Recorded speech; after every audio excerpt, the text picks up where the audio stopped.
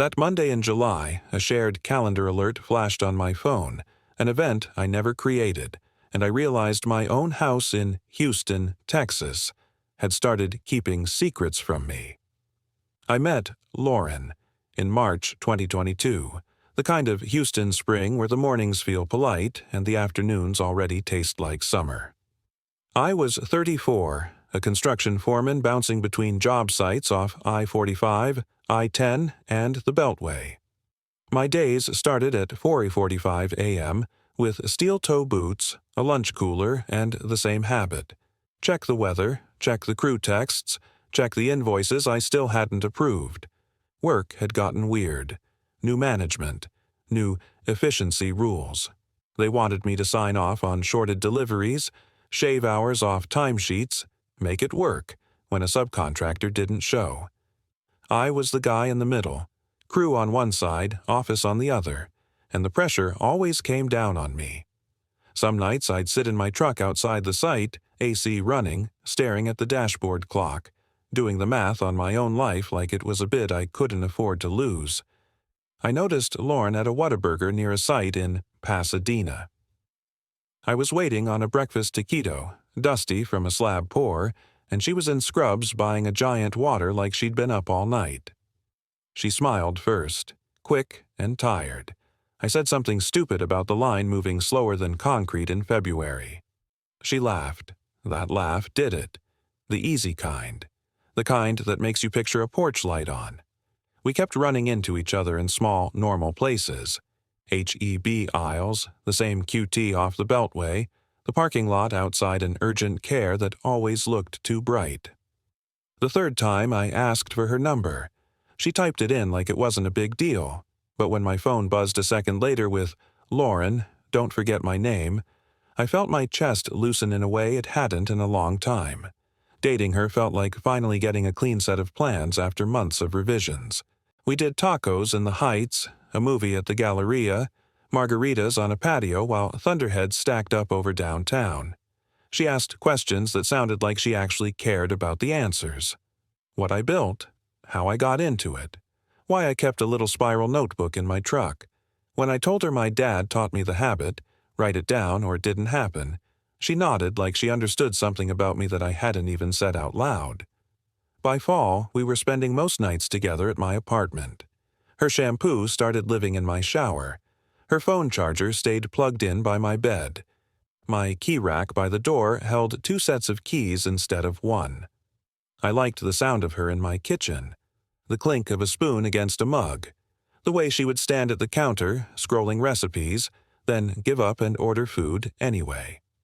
In January 2023, after one too many rent hikes and one too many conversations about building something real, I signed for a small older house in Houston, Texas. Nothing fancy. 1 story, brick that had faded in the sun, a yard that needed love, a garage that smelled like old paint and somebody else's regret. But it was mine. I kept the closing packet in a thick file folder on top of the fridge like it was fragile. Lauren came with me to Home Depot that first weekend and picked out cabinet pulls like she was choosing a future. I pushed a cart full of HVAC filters, caulk, and a cheap LED work light. We argued lightly about paint. She wanted a warmer white, I wanted anything that doesn't show fingerprints. We ended up with her warm white. Of course we did. There were routines that felt like proof we were doing it right. Saturday mornings at Kroger, her checking produce like she was inspecting a patient. Me tossing brisket rub in the cart because I'd seen a guy swear by it. Sunday afternoons in the driveway washing my truck, the water running down the curb while neighbors waved.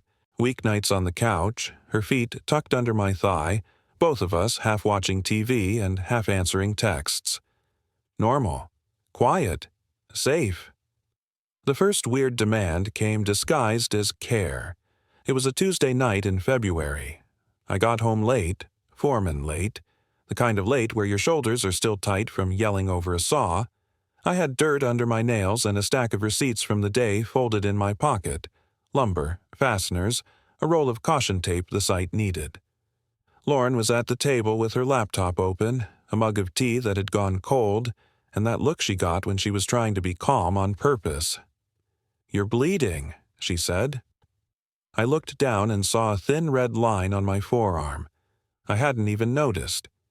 "You need to be more careful," she said, and I could hear her nurse voice in it. "And you need to stop carrying your life around like you're hiding something." I laughed, half bored. "It's receipts, Lauren, not diamonds." She tapped the table twice.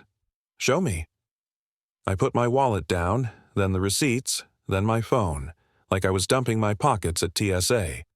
She scanned the paper fast, eyes moving like she was reading vitals. Then she held one up.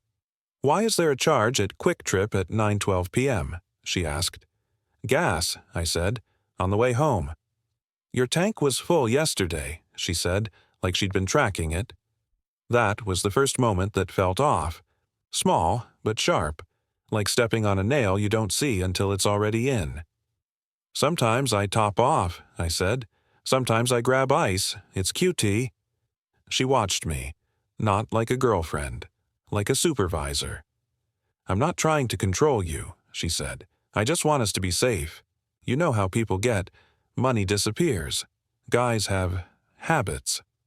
I wanted to tell her I didn't have habits.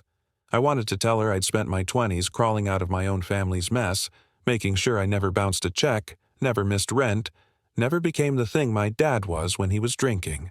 Instead, I shrugged, because it didn't seem worth a fight, and because part of me liked that she cared enough to pay attention. "What do you want?" I asked. She slid her laptop toward me.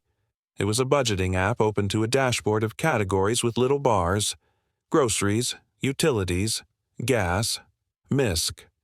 A neat little world where everything had a name and nothing surprised you.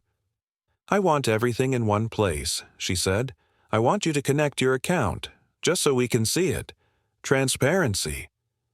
I stared at the screen. My checking account was mine. My bills were paid. My credit was finally good. The idea of linking it to an app felt like handing over the keys to my truck and pretending it was romantic. "You don't trust me?" I asked. She softened her voice. "I trust you. I don't trust the world. And I don't trust surprises." She reached for my hand across the table. Her palm was warm. Her nails were short, clean, practical. "Please," she said. "If we're building a house, we should build it on receipts, not vibes." I laughed at that. It was clever. It was also a little too smooth, like she'd practiced it in her head. I told myself it was normal couple stuff, grown-up stuff.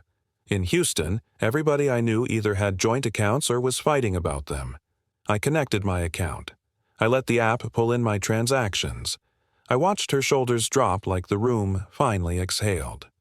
A week later, she texted me while I was on site, sitting on the tailgate of my truck eating a sandwich. "Send me a pic of the Home Depot receipt when you check out." I read it twice. I hadn't told her I was at Home Depot.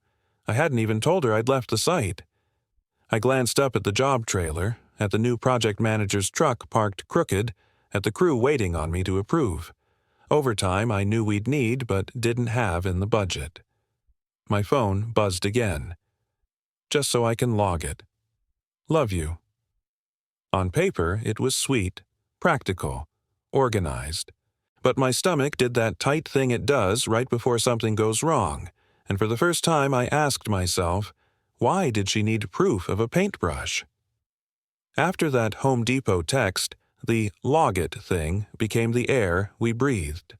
At first it was small, a photo of a receipt, a quick, "What was this charge?" if I grabbed tacos for the crew. Then it turned into timing.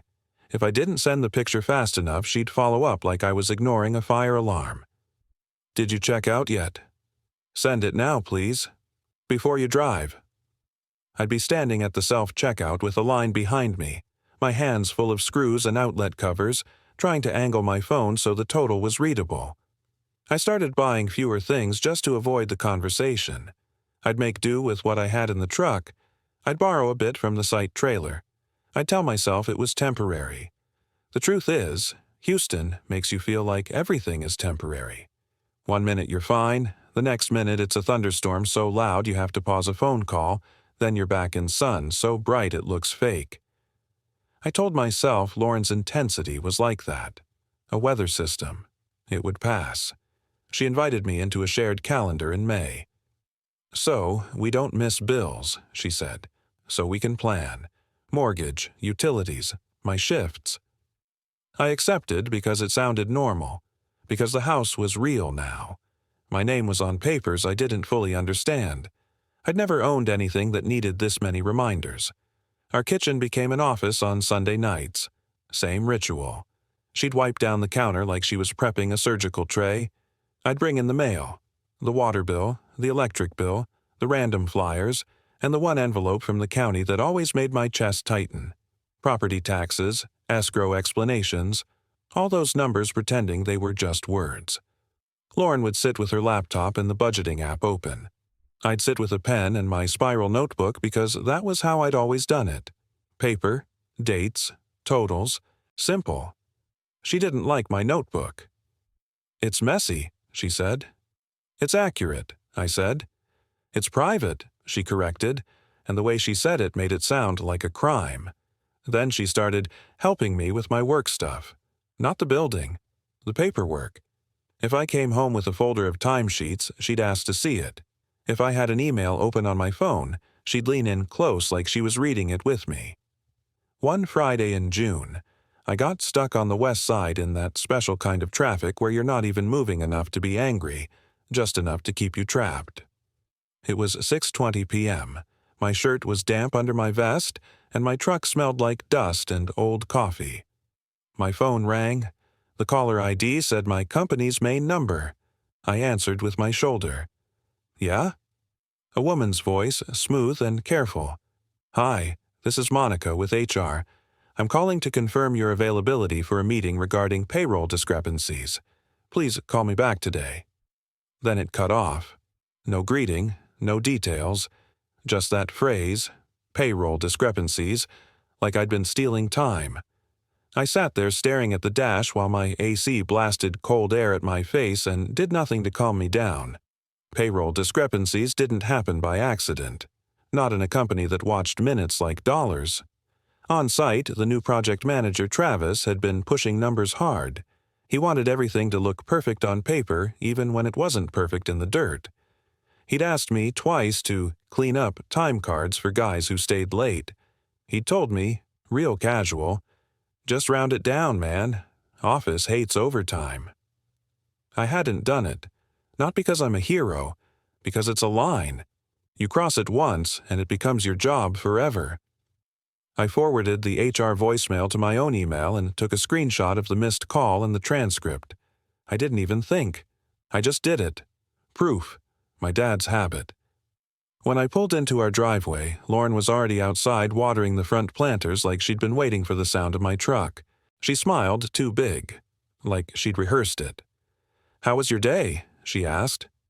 "HR called," I said. The watering can froze in her hand. "Why?" I went inside, kicked off my boots, and opened my phone. I showed her the screen, the transcript, the timestamp. Her eyes moved fast. Then she looked up at me. "Did you do something?" That hit me wrong. "No," I said. "They're calling everybody. Something's going on." She set the watering can down like it was heavy. "Okay," she said, but her voice went tight. "We need to be smart right now." "About what?" I asked. She opened the budgeting app and turned her screen toward me like it was evidence. "About everything. If they're sniffing around payroll, people get messy. You can't afford to be messy." "I'm not messy," I said. "You buy things without thinking," she said. "You stop at QT late. You spend cash. You leave gaps." I stared at her. "Gaps?" "Like, you'll withdraw $40 and there's no record of where it went," she said. "That's a gap. That's what gets people in trouble." "It's cash," I said. "Sometimes I tip the guys. Sometimes I grab lunch. Sometimes I just don't want another notification." She looked at me like I'd admitted something. "No more cash," she said. "That's not your call," I said. Her face stayed calm, but something colder slid underneath it. "It is, if we're building a life," she said. It is as if the house depends on your paycheck. I didn't like the way she used the house like a leash. She went to the fridge and pulled off a sticky note I hadn't seen before. Her handwriting was neat, blocky, almost clinical. She held it up and read it like it was a reasonable request. No cash withdrawals. Text before any purchase over 20. Receipts same day. She looked up. That's not crazy. I laughed once, short. You put rules on my fridge. I put safety on your fridge, she said, and her voice got softer like she was trying to tuck the argument into bed. Listen, I'm not against you. I'm against surprises. That word again. Surprises. The next week, she started asking for my schedule in detail. Not, what time are you off? She wanted the job site address, the start time, the expected end time, who I was with. If HR is calling, you need to be where you say you are, she said. I wanted to tell her I'd been a foreman long enough to know how to protect myself. Instead, I gave her what she asked for because I was tired, because I didn't want another fight in the kitchen, because she had a way of turning every disagreement into a question about whether I cared about our future. Then came one Tuesday, I stopped at H-E-B after work to grab a few things: chicken, tortillas, a bag of limes, paper towels. Normal. I swiped my card at self-checkout. Declined. I tried again, slower, like my card needed me to be polite. Declined. My face went hot. The cashier looked at me like I was about to run. I pulled out my phone, logged into my bank app, and saw a new alert at the top of the screen. Spending limit updated. I didn't update anything.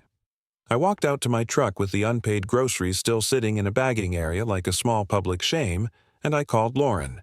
She answered on the first ring. Hi, babe. My card got declined, I said. What did you do?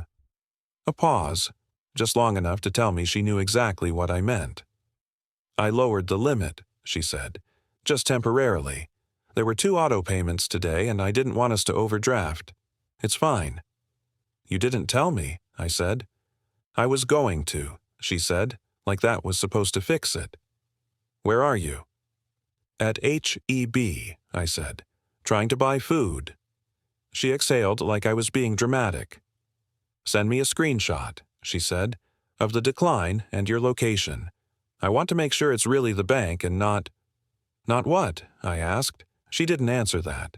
She just said, please, humor me.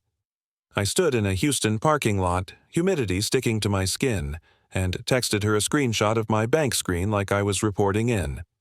Then I sent the little map pin that showed exactly where my truck was parked. She responded immediately. Okay, drive home. We'll talk. And don't stop anywhere else. I stared at the message until the screen went dark. Then I looked at the shared calendar she'd set up. New notifications sat there, bright and innocent. A fresh entry had been added for Thursday evening, something with a vague title and a location blank, and my phone showed it was created from Lauren's account, not mine. I didn't remember her mentioning anything about Thursday. So why did it feel like she'd just scheduled something without telling me? And why did my gut suddenly tell me it wasn't about bills at all? I didn't ask Lauren about the Thursday calendar entry right away. I told myself to wait until I had enough sleep to sound normal. I told myself I was overreacting because my card got declined in public and my pride was still stinging. But that night, I kept seeing the same image over and over. My groceries sitting there, unpaid, the cashier's polite face, me standing in line like I was 16 and broke, not 34 with a mortgage. Lauren went to bed early. She said she had an early shift. She kissed me on the cheek like nothing happened, then rolled over and pulled the blanket up like a wall. I stayed in the kitchen with my notebook open and the mail spread out.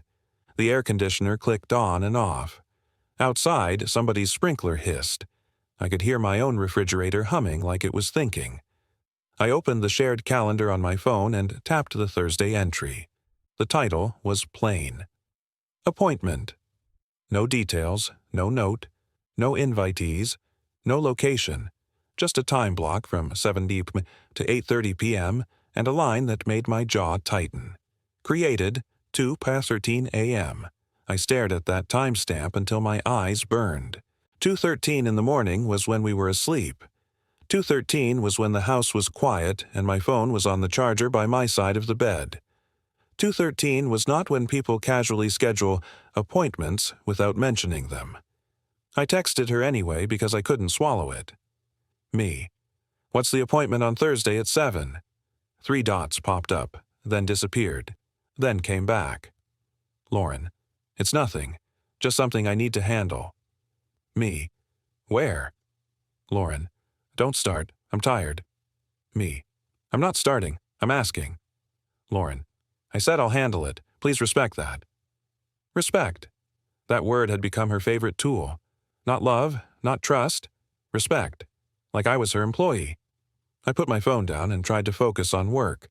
On the HR call. On the way, Travis had been looking at me lately like he was taking mental pictures. On the little comments he'd drop in front of the guys. Foreman's got a lot on his plate. Make sure you log your hours right. Corporate's watching. When you're in construction, everybody jokes, but there's a difference between joking and building a story. The next morning, I got an email from HR. A real one this time. Subject line, Meeting Confirmation. They wanted me at the office at 3 p.m. Friday. In person. No agenda. No notes. I took a screenshot. Then another screenshot of the email header, because I'd learned you don't assume anything is real anymore. At lunch, my buddy Marcus called me from another site. Marcus had been my guy for years. Good worker, straight shooter, the kind of guy who'd tell you if your zipper was down in front of the client. You all right? He asked. HR's calling me in, I said. There was a pause. Not long. Just long enough. For what? He asked.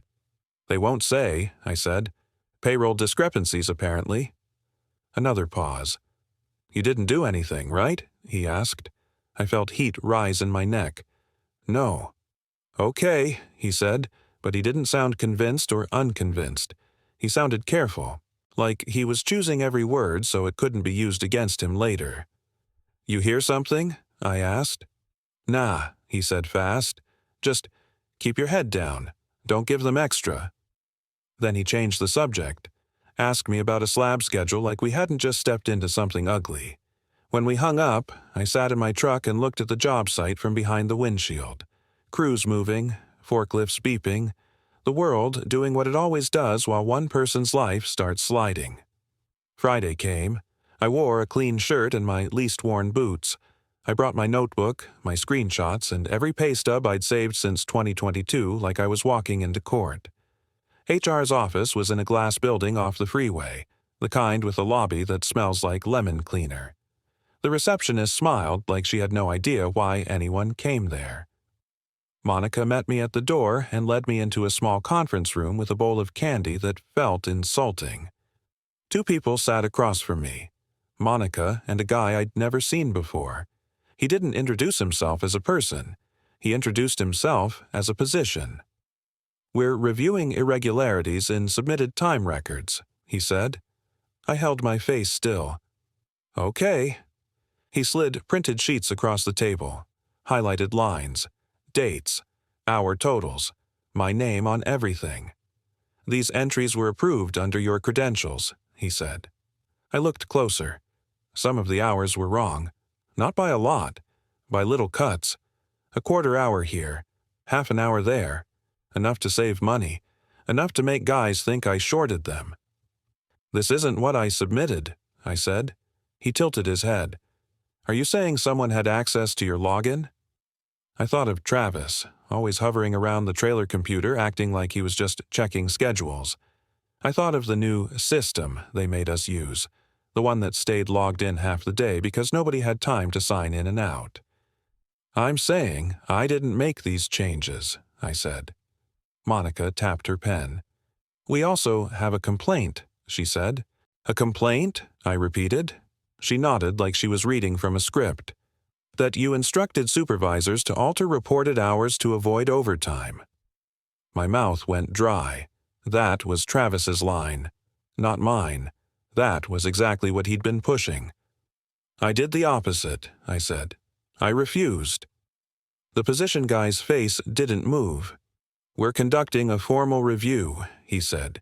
During this time, you will not approve any additional time submissions. That's my job, I said. Not right now, he said. When I walked out, the sun hit me hard. Houston heat.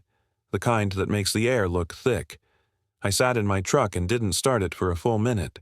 My hands were on the steering wheel like I was holding myself in place. My phone buzzed. Lauren. Did you go to the meeting? I stared at that message.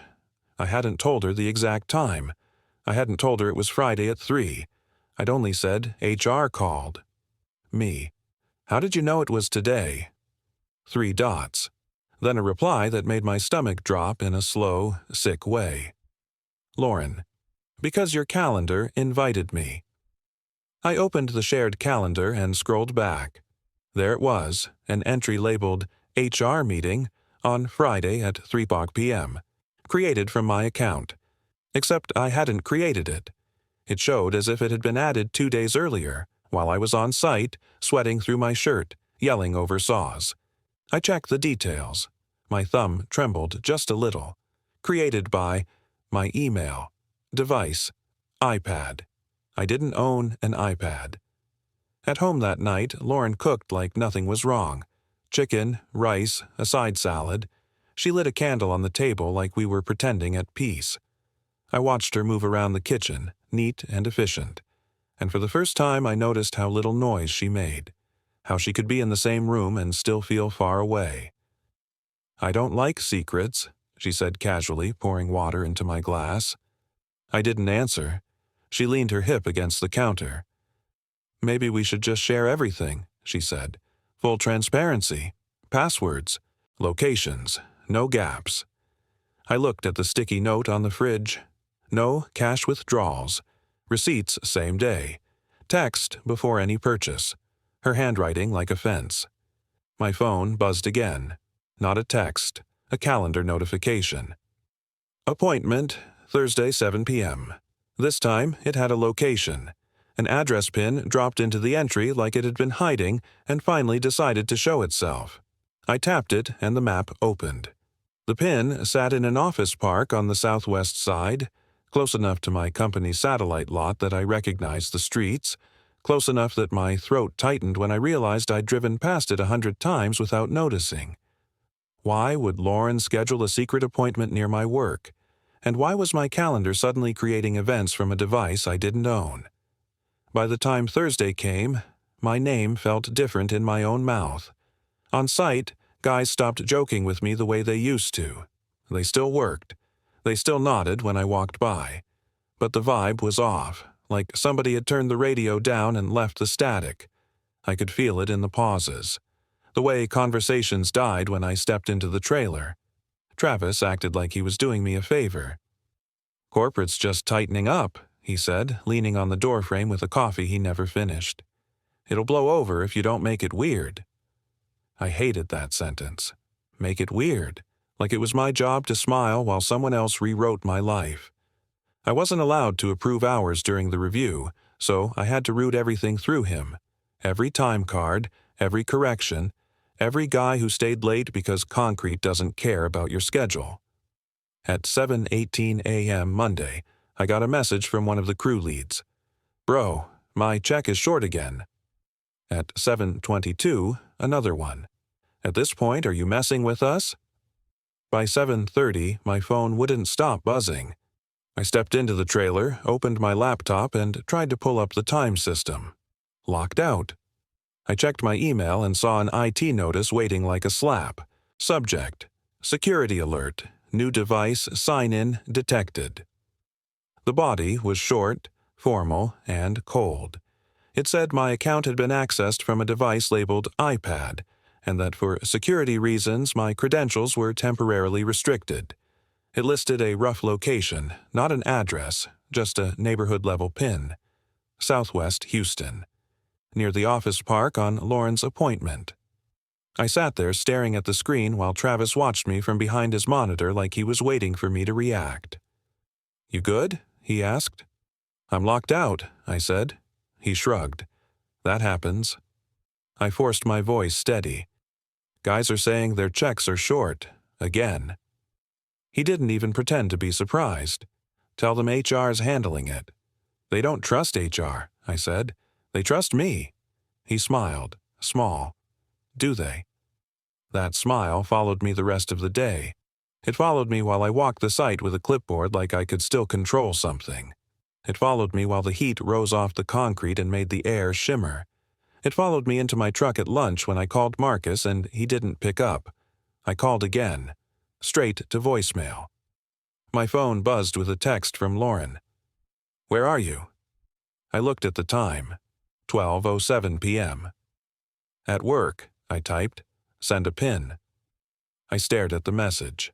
I could have ignored it. I should have ignored it. But I could already feel the fight forming in my kitchen if I didn't comply, and my brain was too full of HR and Travis and payroll and men who thought I was stealing from them. So I sent the pin. Her reply came fast. Stay there. Don't go anywhere after. We have the appointment. I didn't answer. I didn't even ask why she kept calling it the appointment, like it was shared when she'd refused to tell me what it was. That evening she was dressed nicer than usual. Not date night fancy, just prepared. Hair pulled back, clean makeup, a calm face that looked like she'd rehearsed calm. We're going to the bank first, she said. The bank? I asked. We need to clean things up, she said. Your account keeps throwing flags. HR is involved. We're not going to look sloppy. We, I repeated. She grabbed her purse and my keys from the hook like they belonged to her. Come on, it'll be quick. The bank was busy. The after-work crowd, parents with kids, people in scrubs, guys in polos, everyone tired and still pretending they weren't. The air smelled like carpet cleaner and somebody's cologne.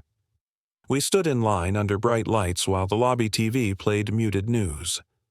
Lauren kept her hand on my forearm like she was guiding me.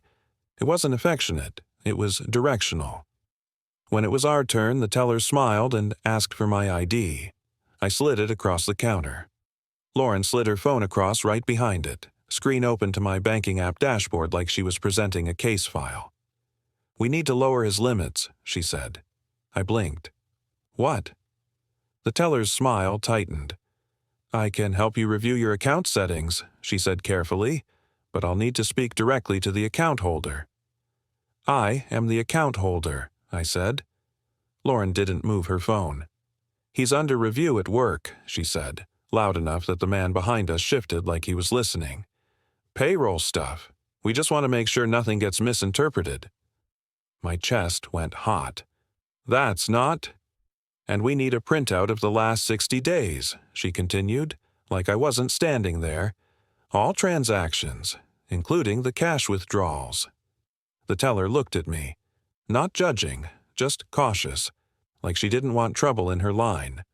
Sir, she said, are you requesting a transaction history? I swallowed hard. Yes, I said, because arguing in a bank lobby felt like bleeding in public. Lauren leaned closer to the teller and lowered her voice just enough to make it worse. And can we put a note that any changes require both of us? The teller straightened. Is she a joint account holder? Lauren's face didn't change. Not yet, she said, but she will be. The teller turned to me again. Sir, we can't restrict access or add requirements based on someone who isn't on the account. Lauren laughed softly like the teller was being difficult. Okay, she said, then we'll do it the other way. We'll open a joint account today and move the bill money, so he can't accidentally mess it up. The word accidentally hit me like a shove. I leaned in, voice low. Lauren, stop. Her eyes flicked to me, calm and sharp. This is me helping you, she said, helping, always framed like a rescue. Behind us, a woman with a toddler gave me a look, half sympathy, half curiosity. A guy in a company polo stared at my boots like he was deciding what kind of man I was. I felt small in a way I hadn't felt since I was a kid standing in a grocery store while my dad argued with a cashier about a declined card. I'm not opening anything today, I said. Lauren's hand tightened on my arm. Not enough to hurt, enough to signal ownership. We don't have time for your pride, she said, and the words were so flat, so sure, that it made the room feel colder. The teller cleared her throat. Sir, I can print a statement for you, she said. That's no problem. Lauren nodded like she'd won. Do that, she said. I wanted to walk out. I wanted to leave her standing there with her calm face and her phone and her rules. But I stood still while the printer whirred. Quiet horror, bright lights, strangers pretending not to listen. We left with a thick envelope of transaction history that felt like a leash in my hands. In the parking lot, Lauren spoke without looking at me. Now the appointment. Tell me what it is, I said. It's just something I need to check, she said. Where? I asked. She opened her car door and paused. If you trust me, you'll come, she said.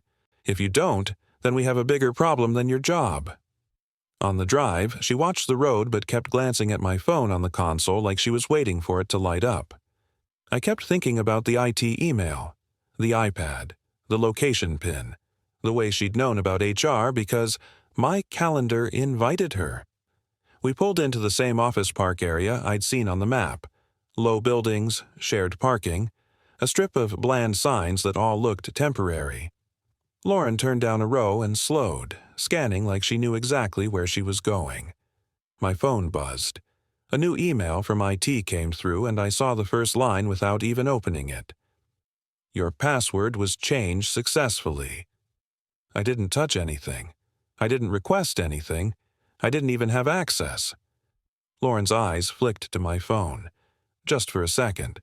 And in that second, I understood something simple and terrifying. Whoever was inside my accounts was close enough to watch me in real time. So why were we here? And what was Lauren about to walk into that required my calendar, my money, and my name. The office park looked like a place where nothing real happens.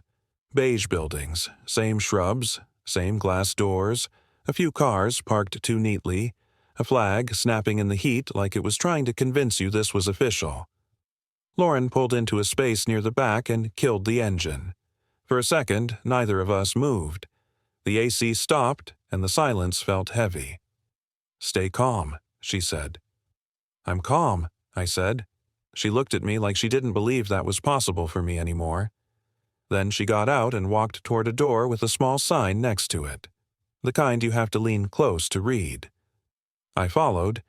Inside was a hallway that smelled like carpet cleaner and old coffee, a receptionist desk, a bowl of mints, a framed poster about workplace integrity that didn't say who made it or why. Lauren walked up like she belonged there. We're here, she said. The receptionist glanced at her computer, then at me, then back at the screen. Okay, she said. He's here. He, not we, not you. He. My throat tightened. Lauren didn't flinch. We have a 7, she said. The receptionist nodded and picked up the phone. He's in the lobby, she said into the receiver like she was confirming a delivery. I looked at Lauren. What is this?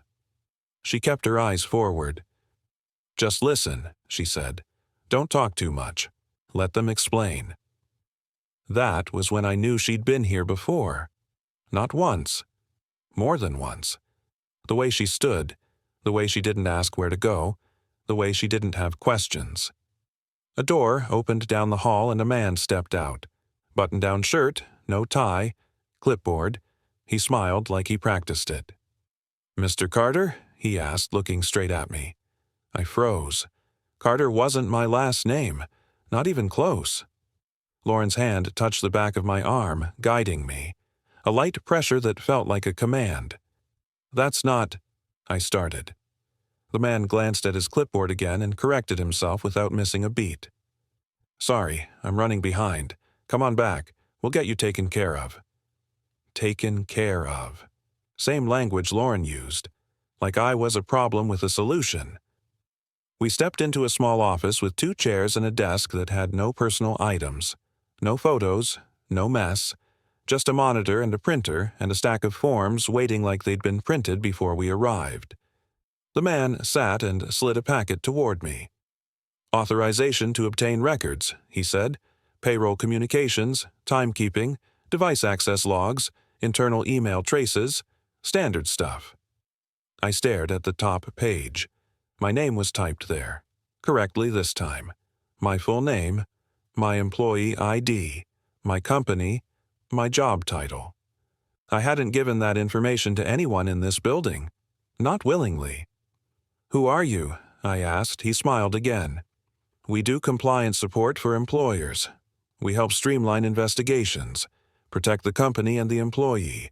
Faster resolution, less mess." "Investigation," I said. Lauren spoke before I could keep going. "This is good," she said. "This is what you need. If they clear you, everything goes back to normal." The man nodded. "Exactly. If you've done nothing wrong, this helps you." I looked at the signature line. My pen hovered and didn't move. "I didn't schedule this," I said. Lauren kept her face calm. "We did," she said, like it was obvious. "No," I said. "You did." The man cleared his throat. "We can also discuss temporary financial safeguards," he said, flipping to another page like he was turning down a playlist. "In situations of employment uncertainty, it can be wise to establish controlled spending until income stabilizes. Nothing extreme, just boundaries." My stomach dropped. This wasn't just about my job. This was about my money, my access, my life. I pushed the packet back. "I'm not signing anything," I said. Lauren's eyes hardened, but her voice stayed soft. "Why are you making it hard?" she asked. "You said you wanted to fix it."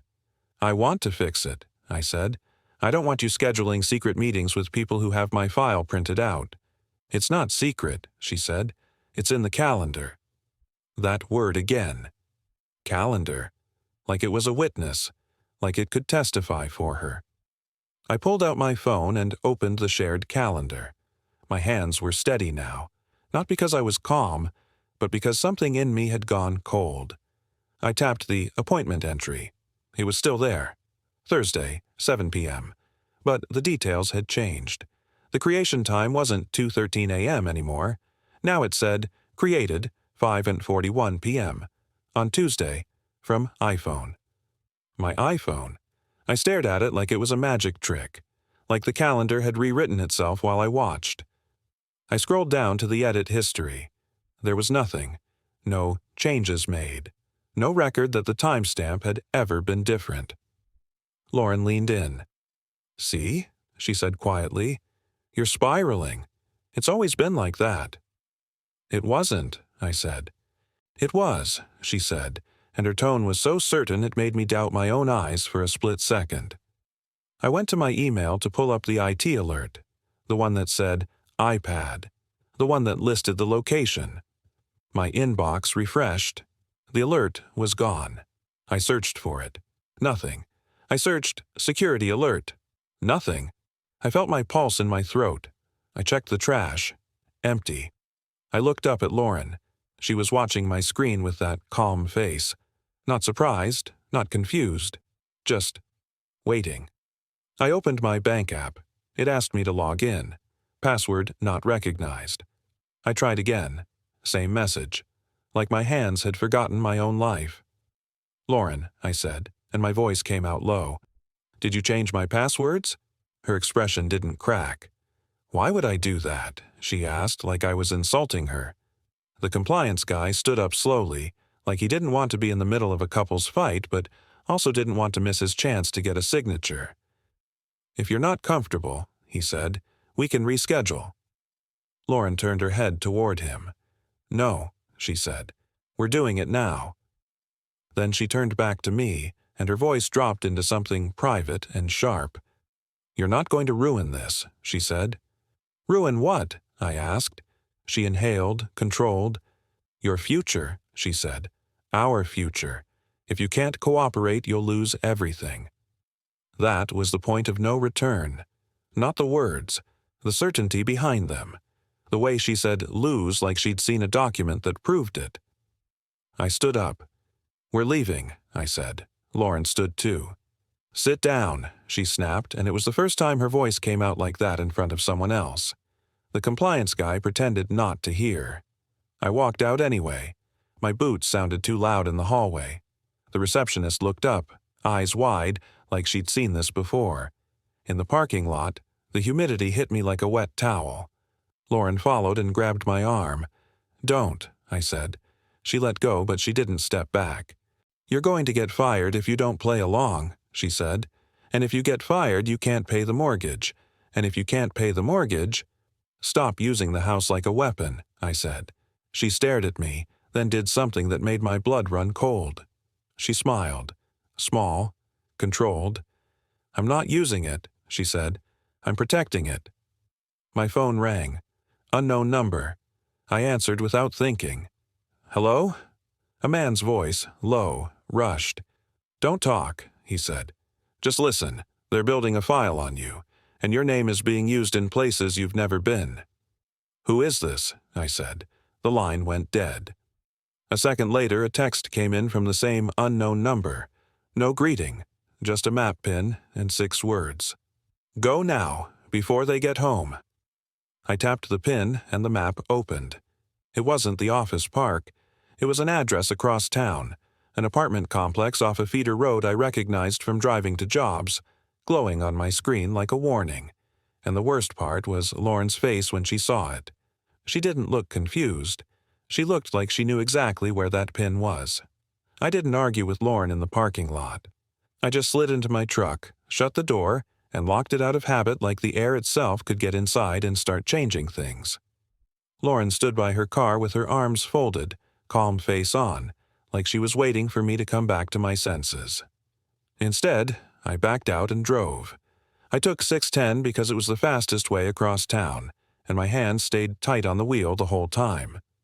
The city blurred into the same familiar pieces: service roads, palm trees and planters, billboards for injury lawyers and HVAC companies, the smell of exhaust and hot pavement pushing through the vents. My phone buzzed again. A text from Lauren.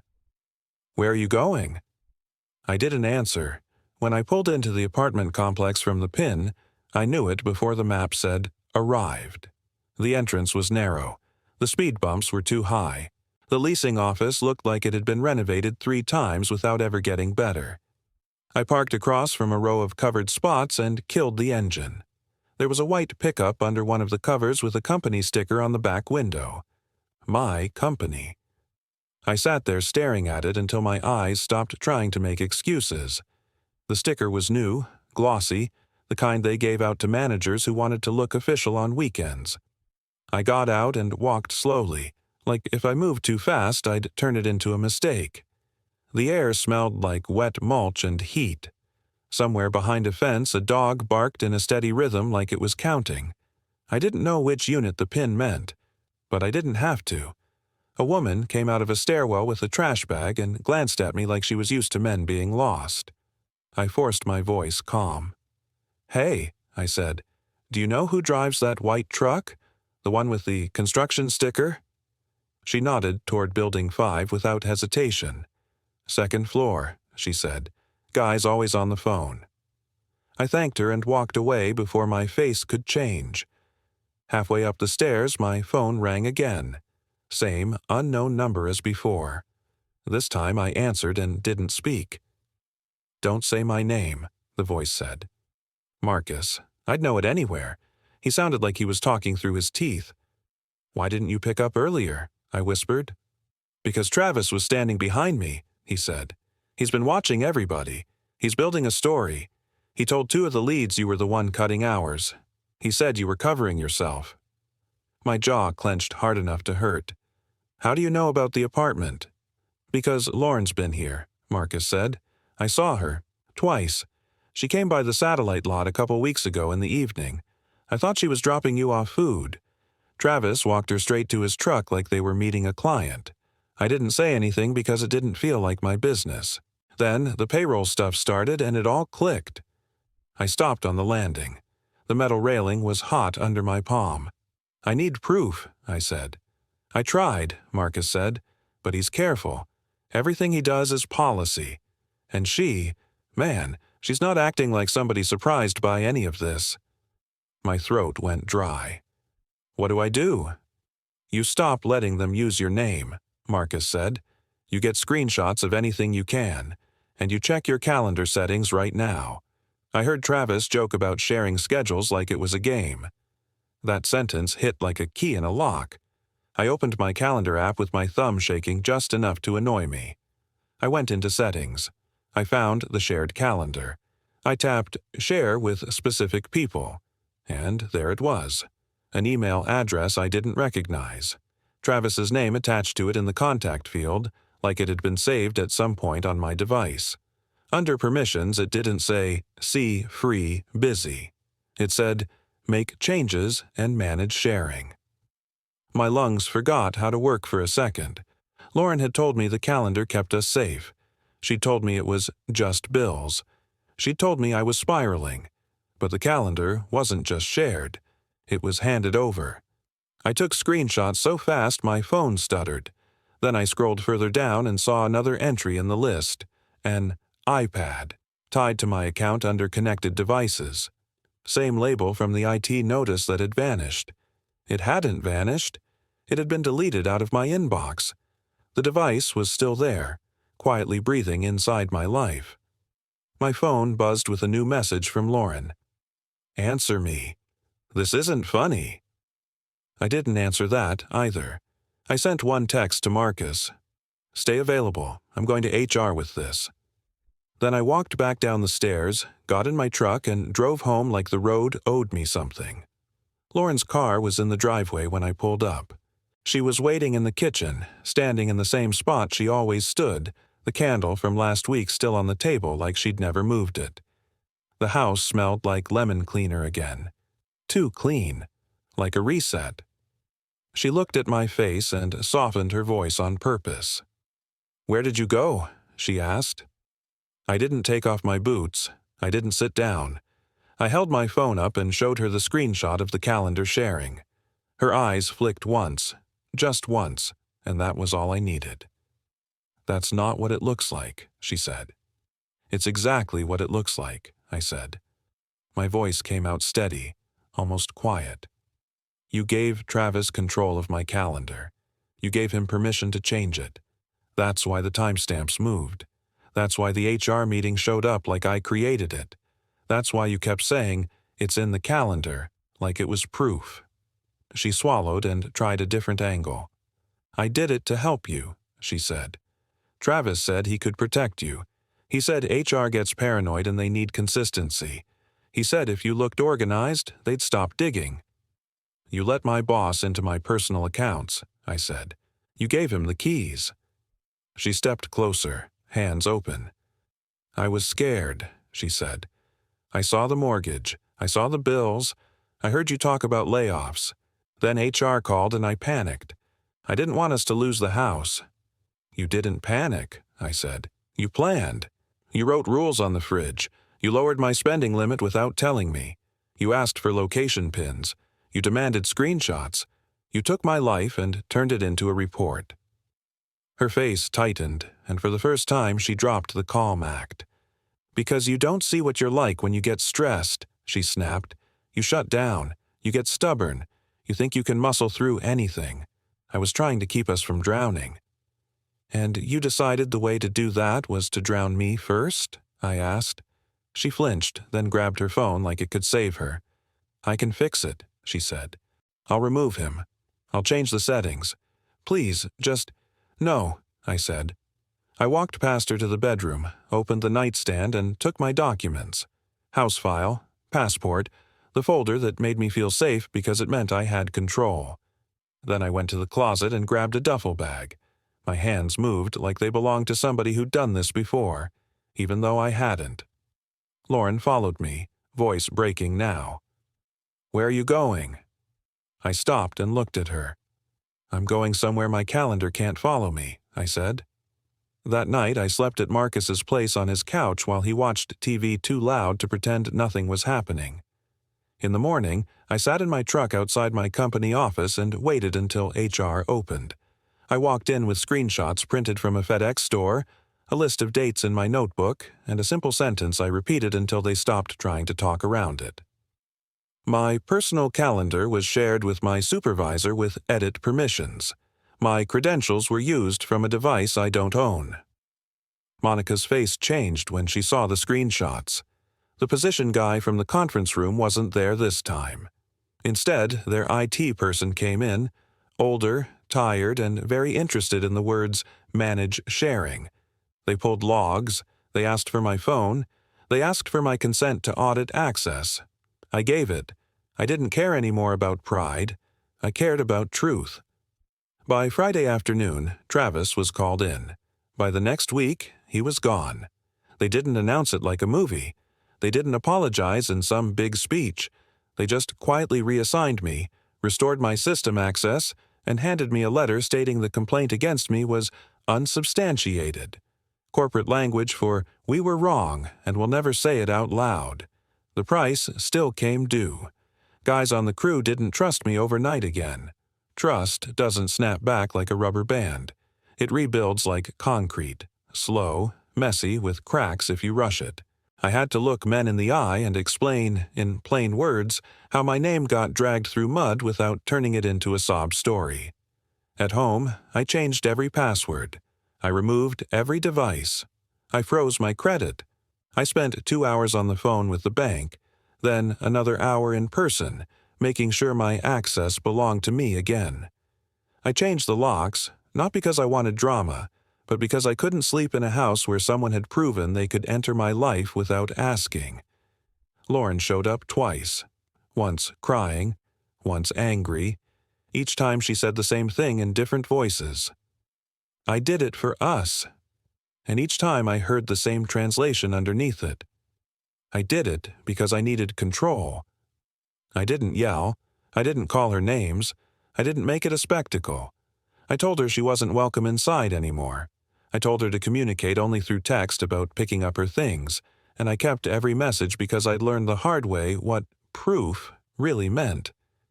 Her last voicemail came in late, after midnight, her voice rough and tired. "You're acting like I'm your enemy," she said. "I was the only one trying to protect you." I saved it and didn't reply, because protection that steals your voice isn't protection. It's a cage. And the moment I saw Travis's email sitting inside my calendar like a hidden lockpick, I finally understood what I'd been living in. Not a relationship, not a partnership, a system. So I stepped out of it, even if it meant standing alone in the quiet house I'd built, listening to the refrigerator hum like it was thinking, and learning how to trust my own eyes again.